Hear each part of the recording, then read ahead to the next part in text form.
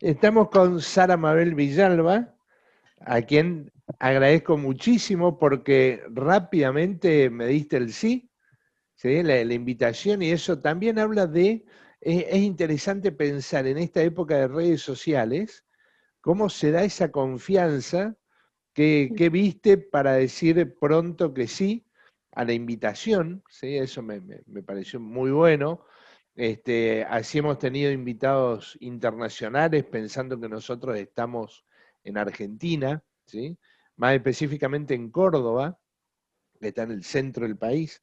Eh, Sara, sos doctora en procesos políticos contemporáneos, máster en ciencia política y licenciada en ciencia de la comunicación. Una formación sumamente interesante, ¿sí? Con varias perspectivas. Y vamos a conversar, decíamos, el ciclo es de confianza y decisiones. Pensar la confianza, pensar la toma de decisiones, y conversando contigo decías qué importante es ver el concepto, la noción de confianza desde la política, ¿no? La confianza política, que también hay mucha riqueza conceptualmente, ¿no es así? Así es, bueno, muy buenos días, Miguel. Muchísimas gracias por la invitación. Y bueno, pues sí, me preguntabas por qué tan rápido la aceptación y porque estuve revisando lo que Ajá. estaban haciendo en esa época también un poco menos auspiciosa o con mayor incertidumbre todavía que esta. Ujú. Y me pareció una buena iniciativa, me pareció como la famosa, relacionado con la famosa reinvención que todos Ujú. estuvimos intentando hacer en esos tiempos, ¿verdad? Y me pareció muy bueno el tema en sí, porque creo que es algo que nos atañe a todos de alguna manera, Ujú. atañe a diferentes disciplinas además, y estuve viendo los programas y me parecieron así una mezcla de espontaneidad y por otro lado una mezcla de una riqueza experiencial y de conocimientos de los invitados muy, muy buena. Y bueno, entonces por eso me sentí honrada de que me haya invitado, ¿verdad? Muchísimas gracias por eso, Sara. No, muy buena iniciativa. Y Bueno. bueno, decíamos de la confianza, ¿verdad? Justamente, yo voy a hablar un poquito a nivel de lo que es mi área, ¿verdad? Que es la ciencia política, y, y ver un poco cómo se trata la confianza en ese ámbito, ¿verdad? Y la confianza es un concepto clave, estrechamente relacionado al capital social, ¿verdad? Ujú. Y el capital social no se estudia solamente desde la ciencia política, en realidad se estudia de la sociología, se estudia de la economía, pero desde la ciencia política se, se centra en lo que sería la confianza como un elemento que permite a los actores colectivos, a los actores individuales, conectarse y establecer acciones que de alguna manera, ya sea negativa o positivamente, ¿verdad? Fomentan o consolidan la democracia.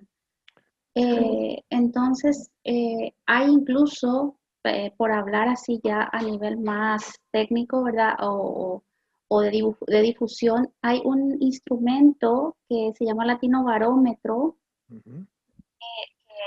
que hace desde, creo que 25, 30 años está midiendo, eh, eh, utiliza instrumentos de medición de la confianza en los diferentes países de América Latina, y algo que ha llamado mucho la atención en el último informe de Latinobarómetro, que fue en el 2018, no se llegó a hacer todavía o se Ujú. está haciendo el de 2019-2020.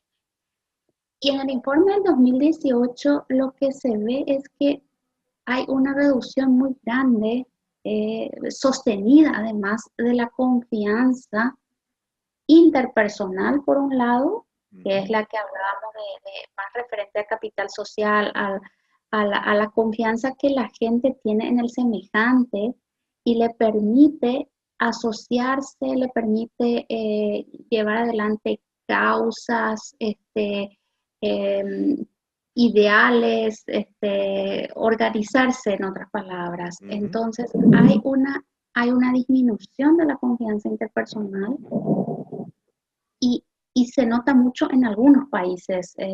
Brasil, por ejemplo, tiene un nivel de confianza, es el más bajo de todos. Y los más altos, por así decirlo, son Colombia, Uruguay, Argentina también está entre los países con más confianza interpersonal y Paraguay también, un poco más abajo. Y bueno, hay muchos factores a tener en cuenta, ¿verdad? Que no podemos ver por qué es así, pero es algo llamativo teniendo en cuenta que se la ve a América Latina como un reducto todavía donde las relaciones familiares, de amistad, vecinales, comunitarias, eh, en teoría todavía estaban funcionando, ¿verdad? O estaban siendo fuertes, pero sin embargo, eh, esta medición, ¿verdad? Si bien todas las mediciones tienen sus sesgos, estas mediciones muestran que lastimosamente no es así, ¿verdad? Eso en base a la confianza interpersonal y en base a la confianza en las instituciones, también hay un progresivo descenso, que eso sí se entiende un poco más, ¿verdad? Porque no siempre, o sea, en América Latina las instituciones estatales mm, han dejado mucho que desear a nivel general, ¿verdad? Y en ese sentido es curioso, pero la institución que todavía concita la confianza o genera confianza es la iglesia, por un lado, la iglesia católica. En muchos países, no en todos, pero en muchos países. Y luego hay un descenso grande donde se ve que en mucho menor medida, en muchos puntos menos porcentuales, empiezan a tener muy poca confianza los gobiernos, las instituciones electorales, los poderes judiciales y por último, los partidos políticos. En todos los países de América Latina, los partidos políticos son los que menor confianza tienen. Y eh, aunque yo no milito en ningún partido y aunque uno no milite, hasta ahora los partidos políticos son elementos claves en las democracias. Y si las personas no confían en los partidos políticos, eh, bueno, se infiere que eso puede afectar negativamente a los sistemas democráticos, ¿verdad? Y lo estamos viendo siempre en las noticias, todo. Igual yo no quiero hablar de cosas tan negativas, por así decirlo, pero Pero es importante, ¿no? La descripción de la situación, porque, digamos, los partidos políticos que no están en la centralidad de la mirada de la sociedad en su conjunto, pero son relevantes porque una de las funciones que cumplen es formular políticas públicas, dar previsibilidad al sistema político, ¿no? Y si no confiamos en los partidos, hacemos también que sea un tanto más imprevisible de lo que ya es la política, ¿no? Y por ahí no tener un norte. Si no confiamos en los partidos, da lo mismo el partido A, B, C o D, bueno, quiere decir que la cuestión hoy, la incertidumbre pasa a reinar, que es propio de la política, pero debería haber cierta certidumbre de que tenemos un horizonte de sentido del común, ¿no es así? Del conjunto. Y a veces esto falta, o por lo menos no es brindado por los partidos, ¿no? O sea, más que negativo, es muy descriptivo. es descriptivo y te digo más, el país que menos confianza mostraba hacia los partidos políticos era Perú, pero por lejos, lejos, un Ujú. 8%. ¿Y qué pasó ahora en Perú? O Claro. sea, justamente muestra, o sea, muestra como en papel lo que se dio en América Latina en los últimos meses, antes de la pandemia, ¿verdad? Que empieza una serie de cuestionamientos a las diferentes instituciones estatales en general, ¿verdad? Ujú. Eh, Se da en Ecuador, se da en Chile, se da también un poco en Perú, todavía no empieza, pero pasa un poquito la pandemia y vuelven a retomarse en Chile, en Perú, en Ecuador, por poner ejemplos, ¿verdad? Y esa, o sea, es lo que está pasando es un poco lo empírico de, de estos datos que De- son los últimos, como decía, ¿verdad? Habría que ver cómo se mantiene eso ahora, pero es difícil que sea, si hay un descenso sostenido de más o menos hace 15 años, según el Ujú. informe, entonces lo más probable es que con esto de la pandemia, donde Se además agudice. exacto, se agudicen porque la gran mayoría de los gobiernos han tenido un pobre o deficiente desempeño con esto, salvo una que otra excepción, ¿verdad? Pero en Ujú. general no han podido dar respuestas a esta situación de emergencia, de esta crisis sanitaria que se ha presentado. Claro, realmente el famoso cisne negro, ¿no? Que nadie lo esperaba. Creo que en general podríamos decir que no se están preparados, no están preparados los gobiernos para situaciones críticas así tan fuertes, pero mucho menos para una pandemia. Vimos que el mundo No quedó está en de acuerdo. jaque, ¿no? Líderes de potencias que han tenido comportamientos que uno realmente no puede comprender desde la lógica de la estructuración política, de lo arquitectónico de la política, es incomprensible son incomprensibles algunas posturas, ¿no?, que se han tomado. Muestra de que nadie está preparado para enfrentar una pandemia, por ejemplo, ¿no? Asimismo, y como decías, no es una cuestión también de achacarle solamente a América Latina. Ujú.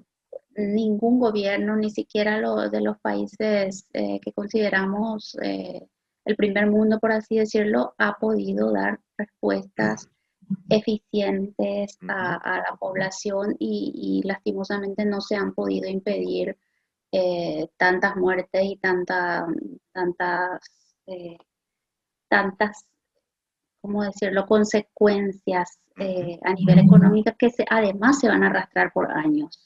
En algunos Claro. casos, en el caso, voy a citar uno porque nos toca de cerca, ¿verdad? En el caso del gobierno de Paraguay, por ejemplo, un problema serio van a ser las imputaciones a las personas que han violado la cuarentena. Y además venimos de épocas en que está el discurso también fuerte de crítica al Estado, ¿no? El neoliberalismo en general ha machacado mucho en un discurso de debilitamiento del Estado, de fortalecimiento de la idea y la lógica de mercado, y ahora se ve, ¿no? Ante un discurso fuerte de debilitamiento del Estado, ante un debilitamiento material concreto del Estado, es difícil luego construir de repente la idea de que el Estado nos va a resolver los problemas, sobre todo en una pandemia, ¿no? Se hace más difícil sobre todo me parece para nuestras democracias representativas, nuestras democracias con estados debilitados, ¿no? Sí, justamente eh, a- eh, uno de los problemas que se agudizaba también era eso, ¿verdad? Eh, que, que por un lado, ya los estados tenían que responder a situaciones que no estaban respondiendo anteriormente, ¿verdad? Crisis Ujú. sociales, crisis, generalmente crisis sociales, ¿verdad? Pero además, ahora con esta situación, tienen tienen que retomar sus papeles que les correspondían desde el inicio, por así decirlo, pero que habían ido dejando, ya sea por estas políticas que mencionás precisamente, y también por desidia, ¿verdad? O sea, por una cuestión de no ocuparse de lo público, eh, o de ocuparse de lo público como si fuera algo privado, Claro. que también ocurre bastante, ¿verdad? Entonces, un poco eso es lo que podíamos decir hacia grandes rasgos de lo que sería la confianza esta en las instituciones, Ujú. que es un punto a tener en cuenta cómo ha ido disminuyendo y que posiblemente eh, va a continuar eh, en post-pandemia, ¿verdad? Claro. Y, pero justamente lo que decíamos que la confianza eh, interpersonal también es un valor, por así decirlo, de estas sociedades que si bien no se ha reducido como la confianza en las instituciones, también es algo a lo que hay que prestar atención, ¿verdad? A lo que las sociedades tienen que ir prestando atención. Y tiene que ver mucho ya con las individualidades también, ¿verdad? Claro. Para salir un poco del ámbito más político y entrar a lo más Claro. personal. Claro, el individualismo que también ha proliferado, ¿no? Y en ese individualismo está un poco el sálvese quien pueda, está la idea de mientras yo esté bien, no importa lo demás. Y además esto es algo también a veces casi imperceptible. Si bien está claro, pero digo, es un individualismo de tipo competitivo en el cual uno ve que es imperceptible el comportamiento de todos como una cuestión que pueda minar la cohesión social. Sino que uno simplemente dice, bueno, esta es mi mirada. Ahora, en esa suma de miradas, la sociedad está en esta situación, ¿no? De falta de confianza. Por eso a Sí, nosotros me pareció muy importante el tema, ¿no? De la confianza, porque uno ve ponerlo en el centro del debate y buscar también cuáles son los caminos para construir algo que es una tarea de conjunto, sin lugar a dudas, es una tarea colectiva. ¿Cómo lo ves a eso? yo creo que hay sociedades en este sentido en América Latina que por su historia, por sus experiencias, tienen ese valor más introyectado, por así decirlo, Ujú, y se notan diferencias. En este mismo caso de la convivencia interpersonal, uno de los más altos también eran países que tienen, por así decirlo, democracias más estables, como Uruguay, ujú, Argentina, pero también había países que uno diría, bueno, pasan más crisis, como Colombia o como ujú. México, que también tenían la confianza interpersonal alta. Entonces, uno se pregunta qué factores que no tienen que ver necesariamente con instituciones, con la situación coyuntural que se da ahora, qué factores han hecho posible eso y probablemente haya que mirar en el proceso de formación de estas sociedades, por un lado, y por otro lado también cuál ha sido el papel que han cumplido las redes familiares y las Ujú. redes comunitarias, las formas de vida, de qué manera eso ha influido o de qué manera de la diversidad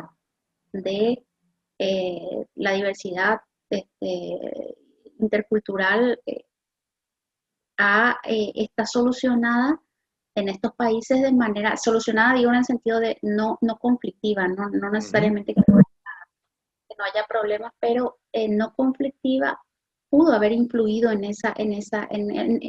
que yo pueda confiar en el que vive a mi lado, que yo pueda confiar en otra persona cercana y pueda a partir de ahí organizarme, ¿verdad?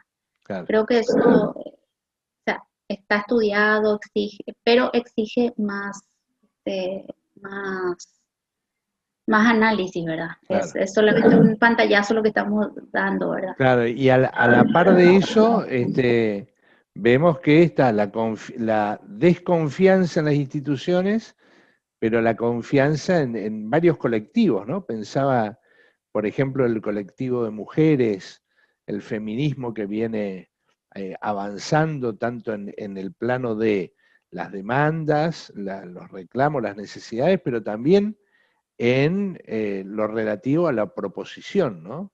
Hay proyectos, hay propuestas. ¿Cómo ves el movimiento de mujeres, el feminismo? ¿Cómo ves estos colectivos por esta época?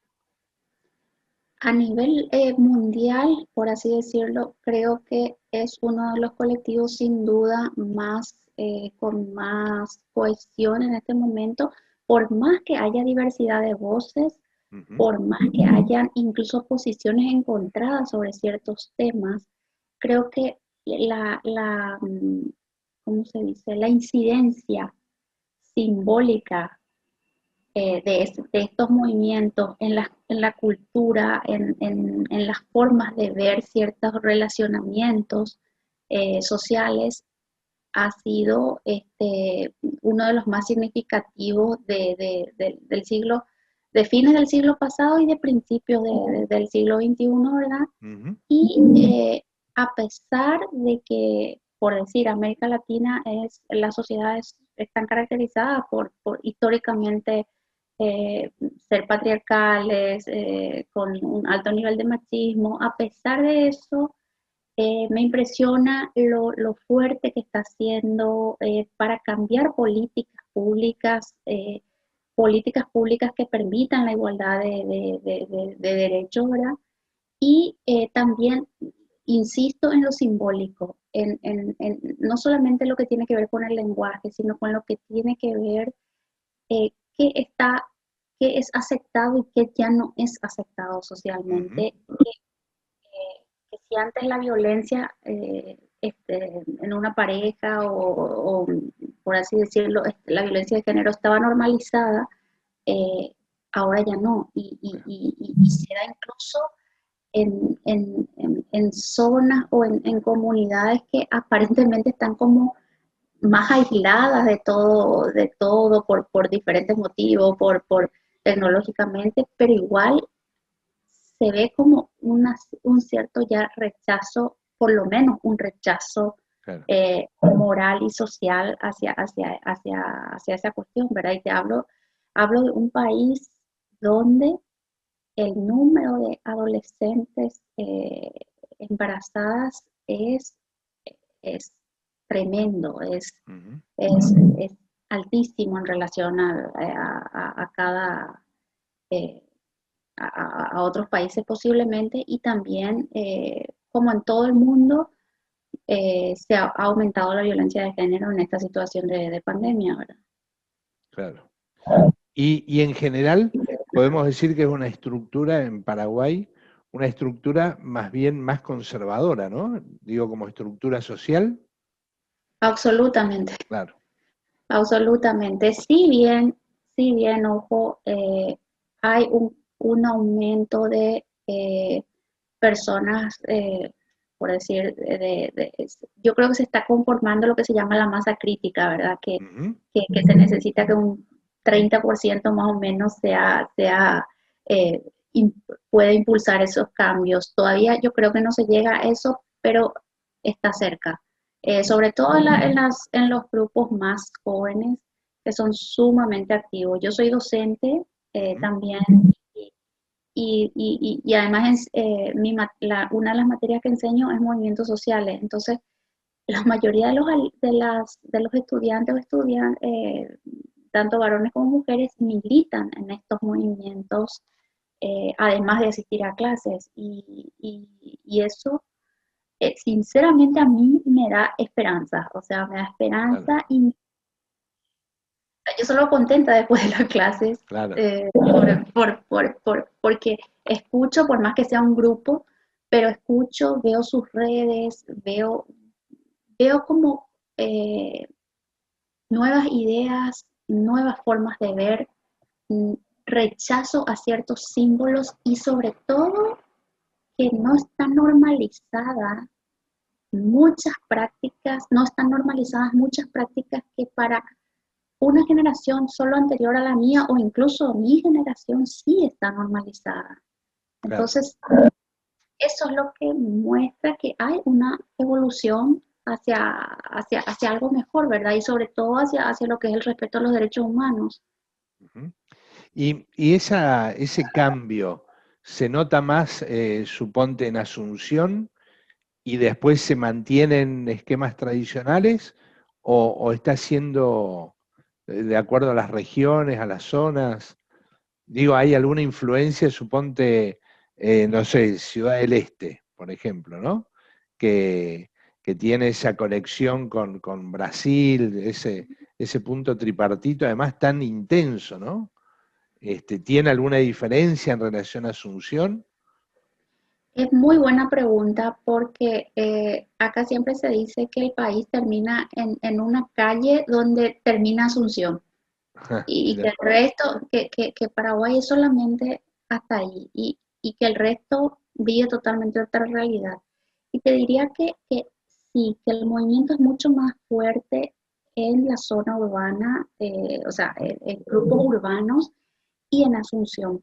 Pero los movimientos campesinos, que son todos de zonas rurales, por supuesto, sí también ya tienen en su discurso incluido este tema por decirle, de la igualdad de derechos entre el hombre y la mujer, cosas que, que pueden antojarse súper básicas en ciertos contextos, por decirlo, más ujú, progresistas o menos conservadores, pero que implican un progreso, por así decirlo, en lo que es Paraguay y como te digo, como digo, se da en movimientos de zonas rurales ujú. con mucho menos acceso a fuentes de información, pero que sí crean espacios de discusión en el medio de estos reclamos que no tienen que ver precisamente con esta igualdad a veces de derechos entre hombre y mujer, sino reclamos de tierra, reclamos Ujú. de servicios de salud, reclamos de educación. En ese campo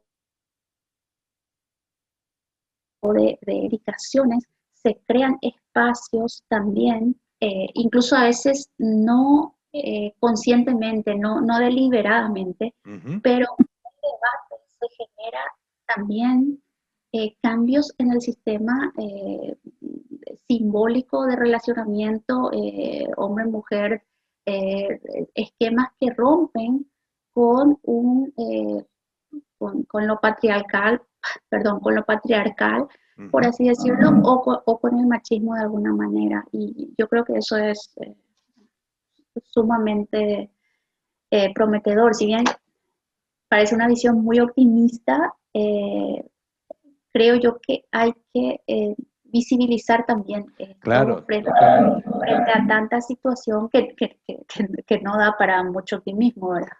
Claro. Claro, eso tiene que ver también con una perspectiva mía, ¿verdad? Sí, sí, sí. Y vos Entonces, veías, vos decías en la universidad más el tema que das, ¿no? Que hablas de los movimientos sociales, un tema apasionante. ¿Cómo se visualiza estos cambios en la universidad? ¿La universidad es un agente de cambio o está también, venía resistiendo mucho a los cambios de época?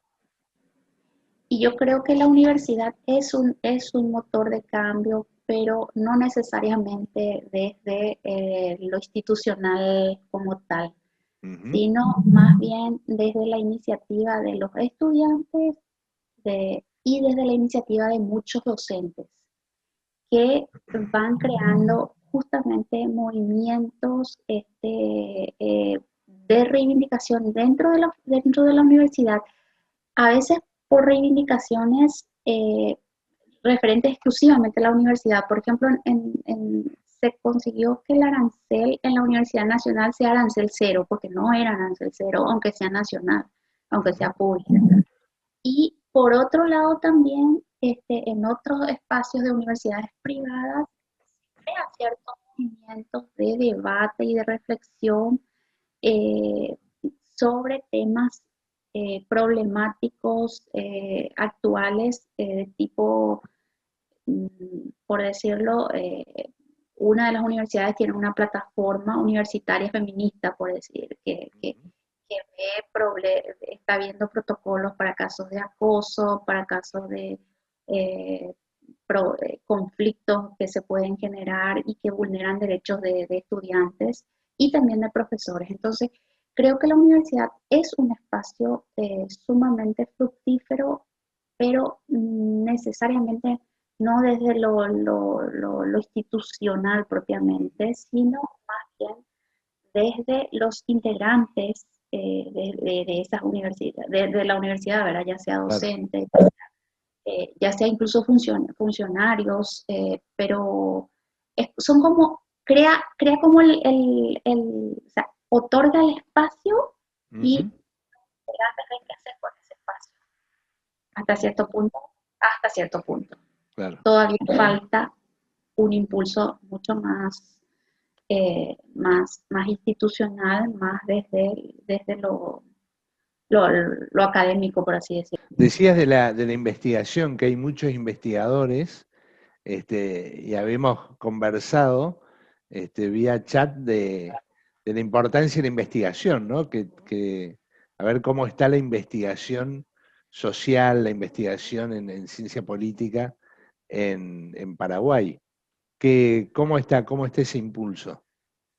Te digo que hace unos años, hace 5 o 6 años, pocos todavía, muy pocos, ha habido un aumento de este apoyo estatal, porque hay algo similar, pero en mucho menor escala, del CONICET, que es el CONACYT, como el de México, pero más pequeño, con recursos, digamos, más limitados, con mucho menor cantidad de investigación, pero que ha ido eh, habilitando un programa de incentivo a investigadores que implica apoyo económico, porque para investigar lo primero, o sea, además de la formación, obviamente, y todo, se necesitan recursos. Y uno no puede investigar si no tiene recursos de diferentes tipos, ¿verdad? Y este programa ha ido mm, lanzando diferentes convocatorias para que los investigadores puedan ser, bueno, primero que se postulen, sean evaluados y entren en un sistema de categorización de investigadores. Y en ese programa, eso permitió la creación, o sea, permitió que los investigadores que anteriormente, perdón, no tenían como muchos recursos para hacer investigaciones, pudieran, bueno, dedicarse con mayor, dedicarse, valga la redundancia, mayor tiempo de su espacio profesional dedicado a la investigación. Y por otro lado, hay estos proyectos sociales donde también se han generado espacios para la investigación en ciencias sociales, porque es curioso, en Paraguay hay espacio para la investigación de repente en, en informática, en matemáticas, en cuestiones de agronomía. Hay mucho más recursos de hace mucho más tiempo.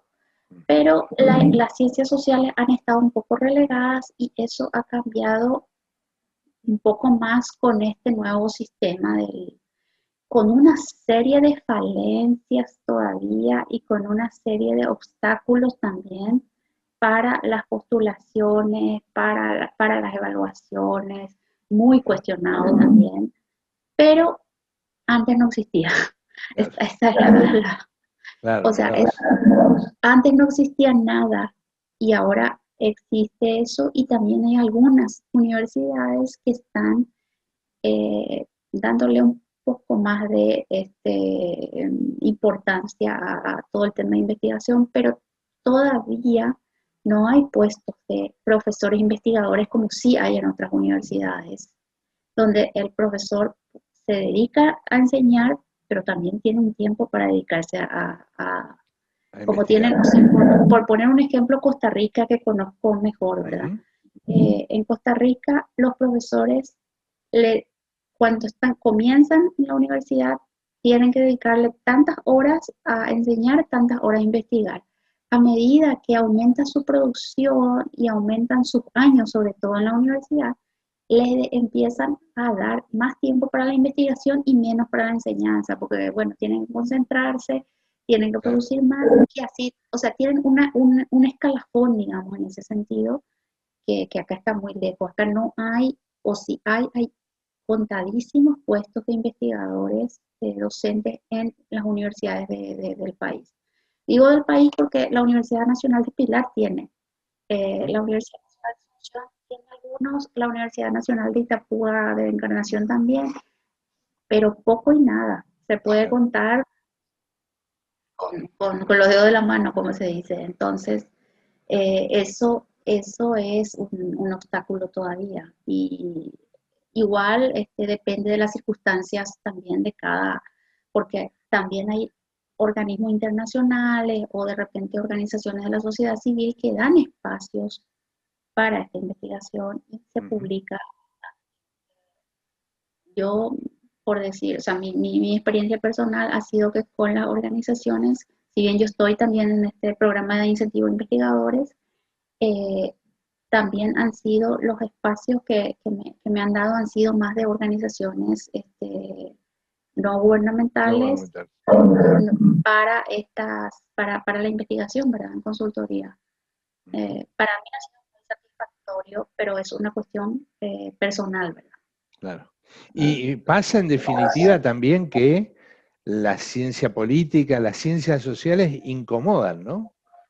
Son investigaciones que en general pueden incomodar al poder, o a los poderes, o a los factores de poder más de una vez. Sí, eso ha pasado con varias investigaciones que se hicieron en el ámbito rural, sobre todo con investigaciones referentes al uso de agrotóxicos, por ejemplo, Ujú, que han sido, claro, cuestionadas, no necesariamente, o sea, también por referentes estatales, pero sobre todo por grupos de presión, ¿verdad? Por grupos ujú, de poder corporativos afectados y que tienen mucha influencia en políticas públicas y en el gobierno en general.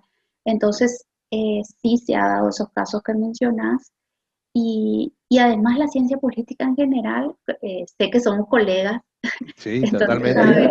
entonces la ciencia política en general no, ha empezado a crecer hace décadas, no como otras ciencias sociales que tienen más trayectoria, ¿verdad? Y en Paraguay, yo podría decir que hace 5 años, 4 o 5 años, que los medios de comunicación han empezado a dar mucha importancia a que los análisis los hagan politólogos y politólogas. Anteriormente lo hacían los mismos referentes políticos o lo hacían algunos referentes de ciencias sociales, pero que no eran politólogos porque además no había politólogos. Había Claro. poquísimos, sigue habiendo poquísimos politólogos. Eh, Eso es una característica muy paraguaya en relación a otros países de América Latina donde la ciencia política está mucho más desarrollada y más institucionalizada. Igual en Paraguay hay una asociación de ciencia política que es Ujú, bastante activa, de la que también formo parte, y eso ha ayudado a la institucionalización de la ciencia política y por ende también de la investigación en ciencia política en Paraguay, ¿verdad?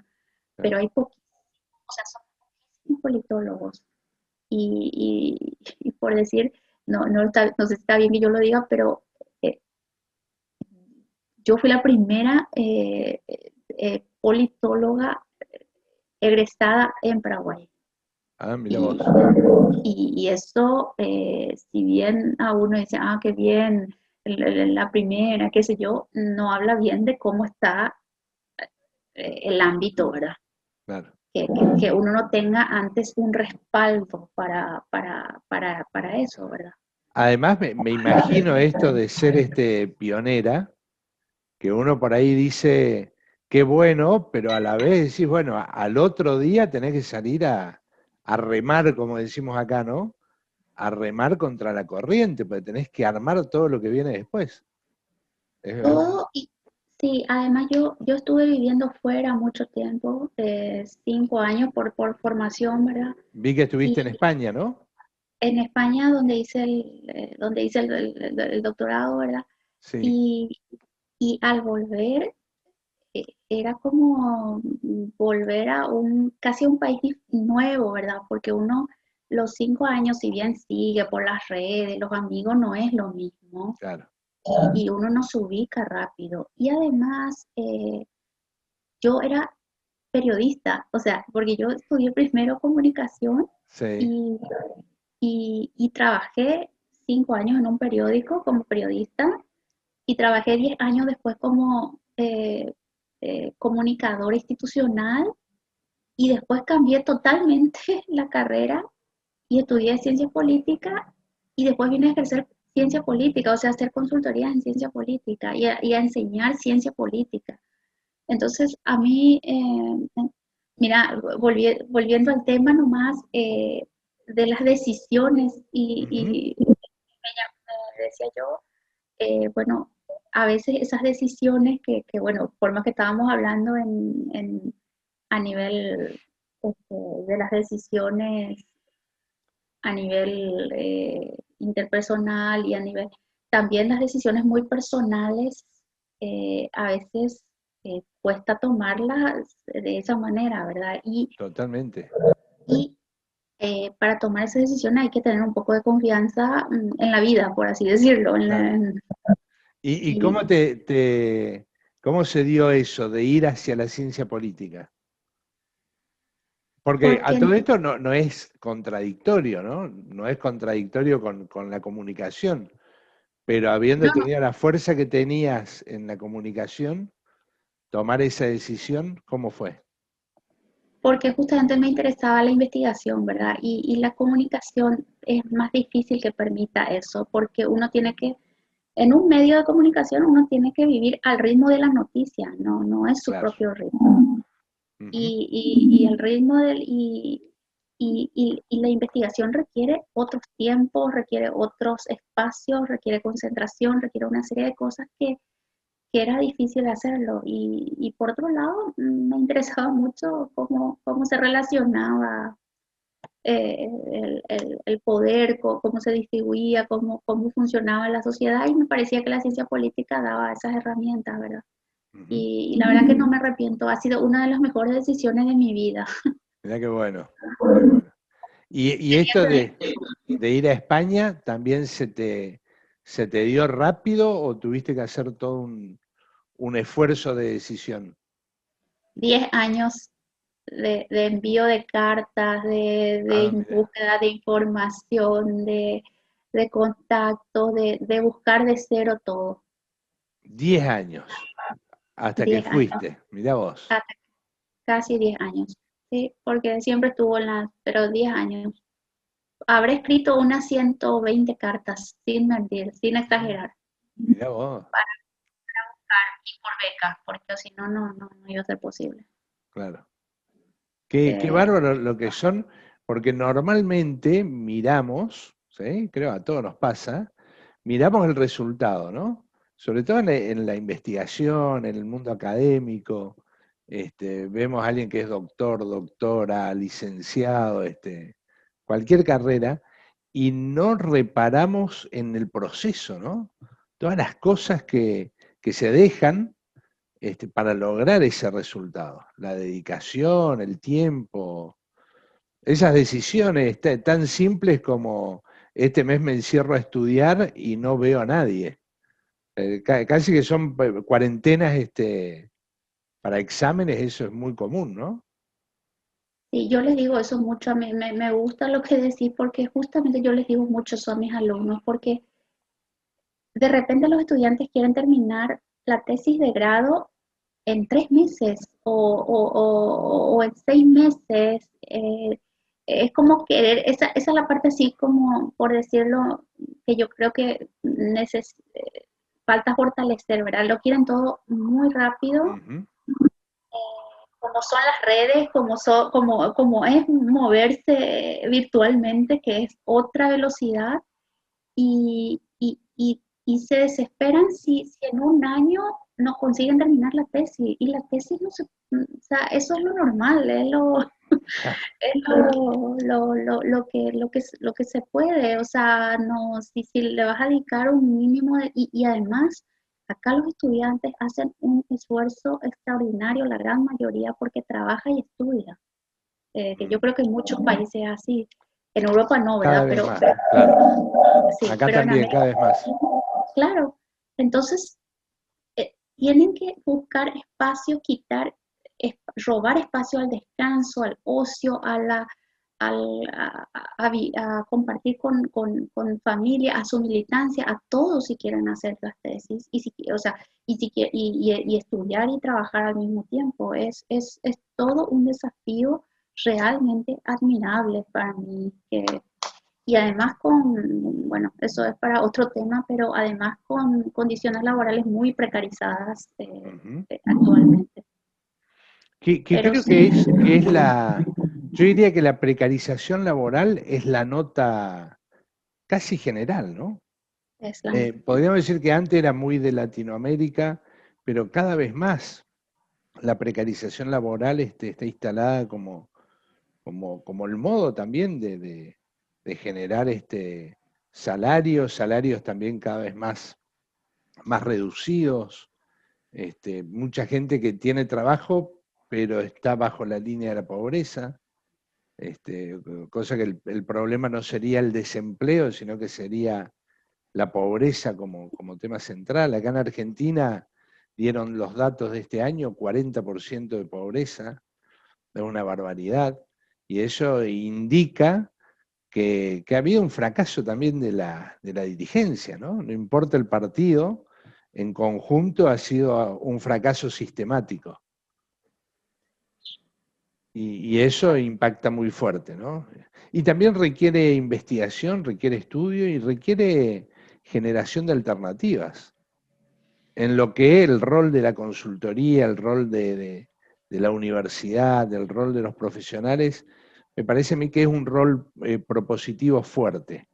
No es solamente un rol, me refiero a observar desde la neutralidad, miro, comento y punto, sino también hay un espacio para proponer, ¿no? ¿Cómo lo ves? Tal cual. Tal cual. Creo que, de hecho,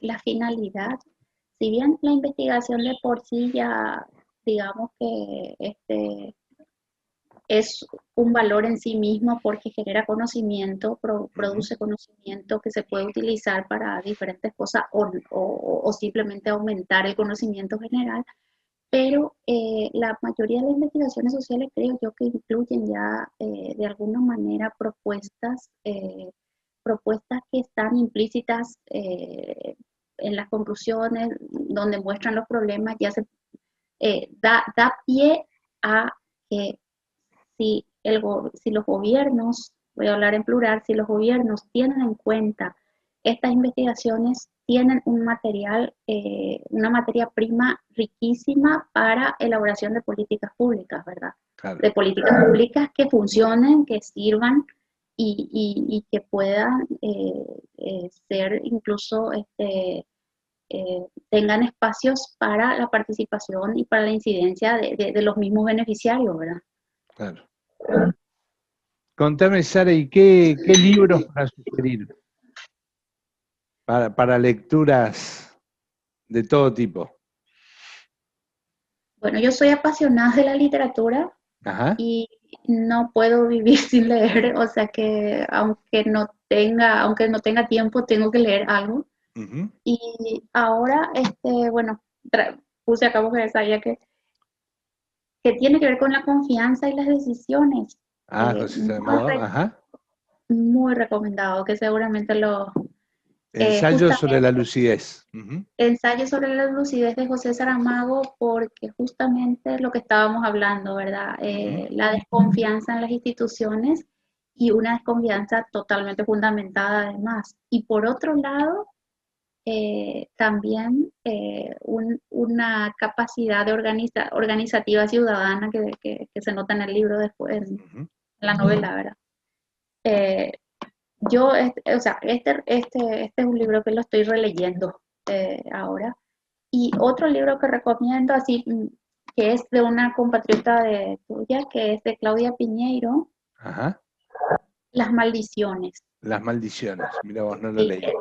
es una de las últimas, a ver, del 2017, una de sus últimas novelas, y es cómo se maneja la política, o sea, cómo se toman ciertas decisiones en el ámbito político y que terminan, por supuesto, afectando la vida de formas impensadas de personas que no tienen nada que ver, incluso, ¿verdad? Entonces, Ujú. esta me pareció, fue apasionante. Ah, mira Así qué que bueno. súper recomendado Las maldiciones Ujú. de, Buenísimo. de- ¿Sos de- de leer asiduamente los clásicos? ¿Volvés a algunos? sí, algunos sí, Ajá. porque siempre en una segunda lectura encontrás cosas que en la primera se te pudieron haber pasado, eh, o, o- o- o depende del momento que estás viviendo, Claro. y entonces te fijas más en unas cuestiones o que en otras, así Y que sí. tenés, Y que sí, perdón. no, no, pero que sí, y que no es ficción, porque este libro me parece indispensable, se llama Mm, Aporofobia, bueno, el rechazo al pobre, un desafío para la democracia de Adela Cortina. de la Este, cortina, sí. que no es ficción, pero que me parece así eh, fundamental para casi cualquier persona, para entender y para estar atento a que no se den este tipo o sea, que no se den muchas situaciones que sí se están dando, ¿verdad? Que se están dando, sí, tal cual. Exacto. Y cuando volvés hacia los clásicos, cuál es el que más te gusta, favoritos, o no tenés así algo como favorito en los clásicos? Entre los clásicos, la verdad es que yo los leí en mi adolescencia la mayoría Ajá, y fueron muy, muy importantes, pero si podría citar uno, es Historia de dos ciudades ajá. de Charles Dickens, Ah, mira vos. que es la época de la Revolución Francesa, ¿verdad? Y, Sí, y, y cómo se vivió esos momentos con todas sus contradicciones y con todo lo negativo que tuvieron también, ¿verdad? Por más que o sea, implicaron un progreso en las ideas, en los derechos, también tuvieron sus aspectos oscuros, y entender que todas las revoluciones, las movilizaciones, los cambios, también tienen otra parte que no por eso no se hacen las movilizaciones ni los reclamos, pero que tampoco hay que tener una mirada tan inocente o únicamente optimista, ¿verdad? claro. Con respecto a eso. Entonces, me gustó mucho esta de Charles Dickens. Ahora, no sé si te referís a esos clásicos o a clásicos de filosofía o de ciencia ¿De política o de... ciencia política qué tenés?